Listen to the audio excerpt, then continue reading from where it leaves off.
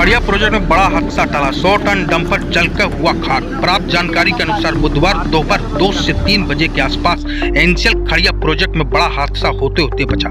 CHP के पास 100 ton का होलपैक dumper अचानक इंजन में आग लगने से धू धू कर जल उठा। चालक ने सूझबूझ दिखाते हुए तुरंत वाहन से कूदकर जान बचाई और सूचना दी। मौके पर खड़िया सीआईएसएफ व दुधीचुआ की फायर फाइटिंग टीम पहुंची और आग पर काबू पाया। गनीमत रही कि कोई जनहित नहीं हुई। घटना ने प्रबंधन की लापरवाही, सुरक्षा जांच व फायर सिस्टम की कमी पर सवाल खड़े कर दिए।